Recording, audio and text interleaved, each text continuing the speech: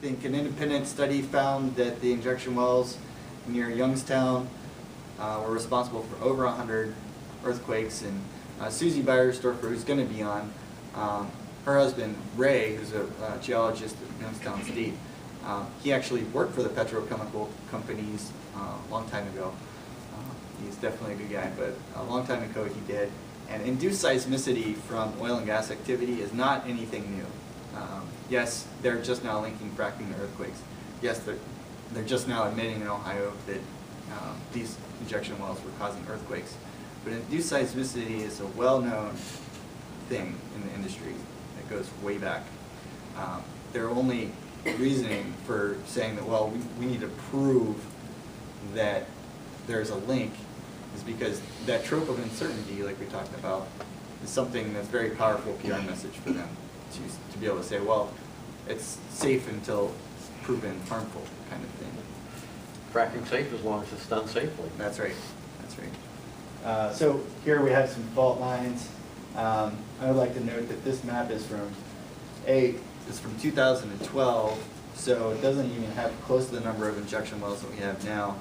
B, there's been very little geological surveying underground. They did not know that there were fault lines near Youngstown where those injections, those earthquakes happened. They did not know that there were fault lines. Where was the recent one in eastern Ohio? Home. Yeah, they didn't know those fault lines were there. There was no requirement for there to be any type of assessment of whether or not there were fault lines near a permitted well. That would be pretty complicated to do, and it'd be really expensive for the industry. No one likes dumper trucks. Dumper trucks come around, if you know what those are, they're big, really large vehicles, and they pound the pavement. They can crumble the foundations of houses nearby. That's one of the only ways they have of assessing whether or not there are these fault lines. Ohio Department of Natural Resources did actually make somewhat of a substantive step towards it, but it's only once there's been a 3.0 or higher, do they have to go back and test. And yes, they will shut down a well if there's been a 3.0 or higher, but that's not a very proactive measure. The speed at which they're permitting drilling and injection wells required within 30 days is nowhere near enough time to really take a look and see, well, can we at least try to get some form of assessment done for this area to find out if this is safe?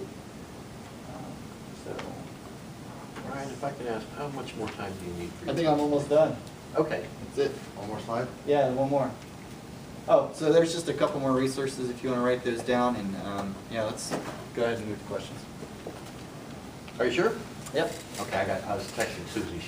I don't want her to call until we're ready. So, questions for Brian? I'd just like to thank you for, that was my big deal.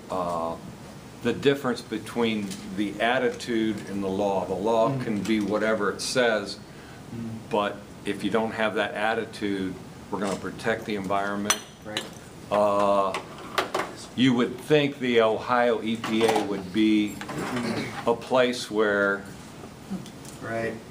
and then they just get rid of somebody who says, no, we really have to watch this. Right. And psht, Yeah. that just is, It's really to me, interesting at the Ohio EPA is that for the first time ever in the history of the agency, someone was appointed directly from the governor's office to run the EPA, Ohio EPA, and that's Craig Butler. So I thought that was really fascinating. And also, something really disturbing, we've heard from some EPA, some disgruntled EPA workers that talk to us every once in a while. And, we're hearing that they're removing their classification. So if you're a state agency employee, you're supposed to have civil servant protections. So you cannot be laid off for political reason or for political cause. And that's to create that balance of power, right? So the way it used to be set up is each of the regional, so there's regions within Ohio EPA, so there's the southeast, central, each of those have their own administrator. And they're supposed to be protected from being able to be terminated by the governor's office. They no longer have that protection. So that what they used to call the balance of power no longer exists. So if the governor tells the director of the Ohio EPA to jump, and then he tells the director to issue these permits, they're going to have to jump. Otherwise, they're going to be pushed off. So a lot of interesting politics going Same thing in ODNR on. occurs. I mean, it's just that political. I guess it's difficult for me to think that we have state parks that need protected. That's our resource. But, you know, if they could have figured out the mineral rights, which they couldn't, and they were too complex, you know what would have happened. It's just crazy. Okay. Well, we'll see if the UDA now might try to file a lawsuit against the state for not making this oil and gas leasing commission. It's really fascinating. For what? What was that? Ohio Oil and Gas Association could possibly file a lawsuit against the state for not making appointments to the Ohio Oil and Gas Leasing Commission, which would have approved leases on public lands. They've threatened it through the media before. So. Well, And Really it, interesting. you know, I want to follow up what Bill said. It's really discouraging to know folks inside ODNR that work inside state parks, inside MWCD, that really care about protecting the public trust, Yeah. and they're not allowed to speak out. They're in fear of speaking out. You know, They when come we to us. testified at the Conservancy Court last year in New Philadelphia, or no, it was here locally, maybe at Clear Fork, I don't remember.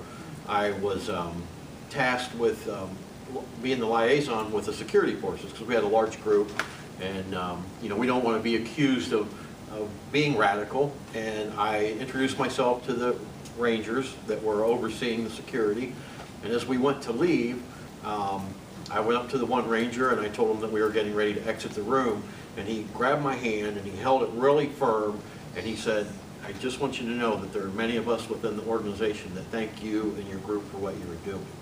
So there's a lot of conflict, you know, from the top down, but from the inside out, of folks that really want to work for the public trust. And it's tough. It's a really, really complicated process. I like what Brian said about the restoration of democracy and looking at our democratic rights, which leads me to the point of why I enjoy doing local work and empowering local folks, you know, governments, park districts, whatever, to have that voice that decentralizes state power at a certain level. So, anyways, I think Susie's getting ready to call in. Sorry to cut you short, Brian, and partially because the library will be closing and we'll be sitting here in a dark room together all night. But thank you very much, and I think you have information, contact information that folks can get. So. just keep doing what you're doing to get